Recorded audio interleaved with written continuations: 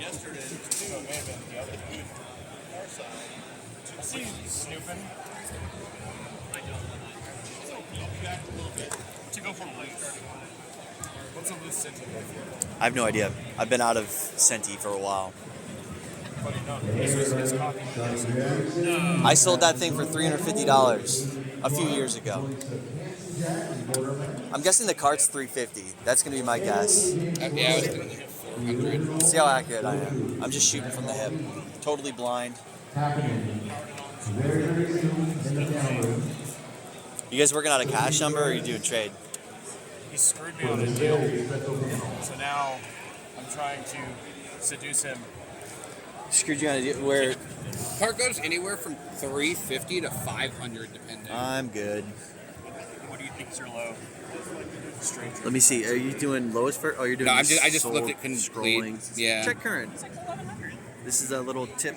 No, I know. I always check lowest price first. I'm doing a video, so this is a tip to the boys. Don't tell Like them a things. good, well, it's just a good I way to haven't like even gotten that far assess yet. the value of I'm something. Is literally- always I try to consider hold what's the off cheapest one on for eBay. video. Sometimes eBay Yep. sold can be higher than like, hey, there's one sitting right now Lowest on is eBay. $500. So yeah, Word, and with a torn label. with a torn label, and even the 521's also torn label with 32 fucking Is watchers. that a solo manual listed? Yeah, Oh, a for hint. No, it's a 650. hint book. Oh yeah, I don't really care about this. I don't either. Yeah, just been wanting to get rid of Senti. yeah.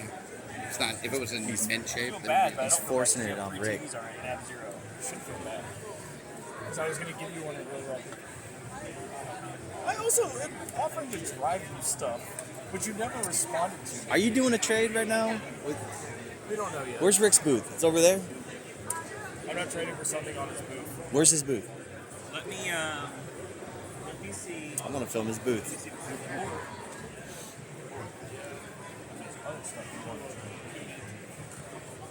All right, so that deal's not gonna go down. I could cut the video at that, but I haven't walked around today on Sunday yet, so I want to take this opportunity. I was just checking football scores for the fantasy football leagues, seeing where I was at. Not doing anything productive. So let me do something a little bit more productive. I think it's gonna be hard to notice what's sold at certain booths because a lot of these guys will just restock cabinets. So I did a good once over the entire vendor floor on day one before the con even opened up. Then I thought, yeah, I'll film towards the end and get an idea of how much stuff sold for these guys. But it's gonna be tough to notice. Amazing shit here, by the way. I've just noticed this and got to zoom up. Hey, doing good, dude. Is that Lunacy? Well, I'm guessing it's complete. It does not have the map. Okay. Yeah, it's complete. Nice map. Yeah, that price seems really good on that. I might come back by. I'm guessing you prefer cash over trades. I prefer cash over trades. Okay.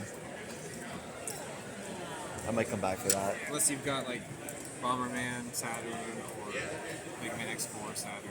Gotcha.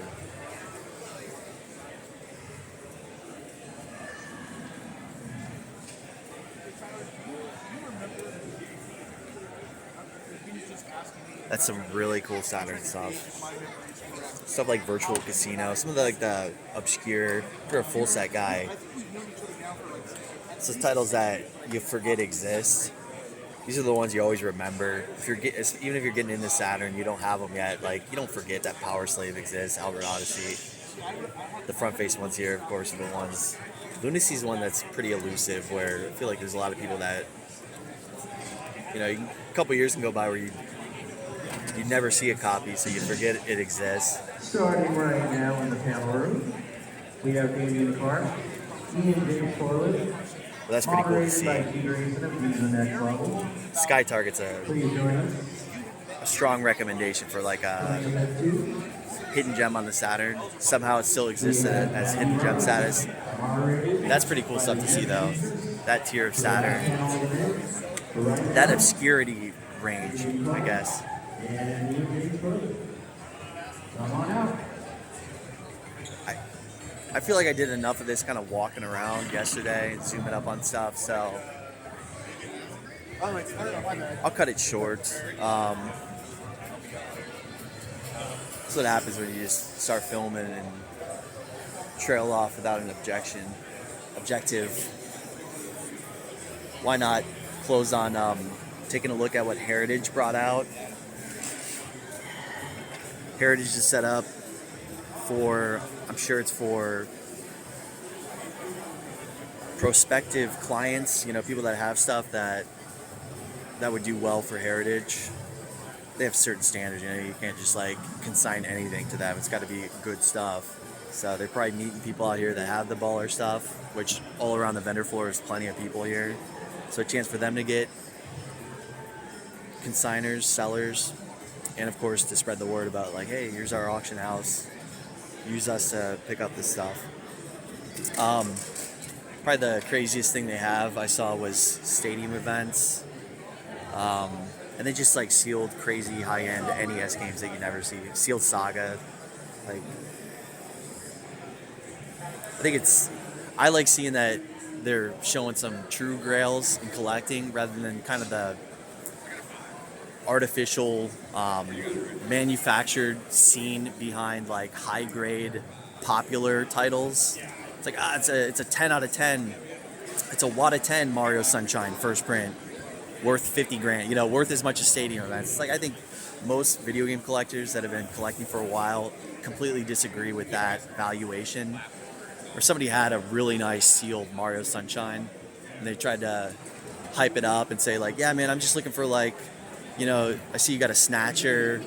I see you got Jack Bros, CIB Virtual Boy. I'm looking to trade for that. And I've got this really nice sealed Mario Sunshine. It's like, fuck off, man. We don't like that, or we like our stuff more than this newfound market for high grade popular titles that are common. So anyway, seeing Heritage flexing some big boys, stadium events, stuff like that, it's like, yeah, that's gonna make more sense to your Retropalooza scene, because speaking from experience, behind a vendor booth out here, everybody out here is like an experienced collector. But that's the hunch based on the titles that they're picking up, scooping up like Trag on PS1, Sunsoft game. It's like, and I try to bring that stuff out. The cool, call it hidden gems. It's uncommon. It's quality, and it's stuff that you got to get into collecting to really find out about. Because if you're not a collector, you're just a person who played video games 20 years ago and you're in your 30s now. It's like, you don't know about those games, but you remember Mario Kart, you remember first-party Nintendo stuff. But it's that collector juice. That's what does really well out here. On that note, I'll pan over the Rad Junk booth and just point out a few examples. And a lot of these guys are savvy with collecting and with trends over the years, where they realized like the right time to get into certain generations. They were like, I want to have a GBA collection. They were probably doing that 8 years ago when it was still cheap, but they kind of felt like the end was near for cheap GBA. Who were we talking to yesterday that was into Mega Drive collecting? Oh, that was Steve, right? Mega Drive. He was Sega Steve.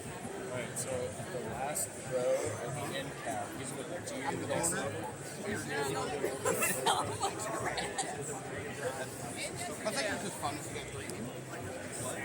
I'm almost done with this video.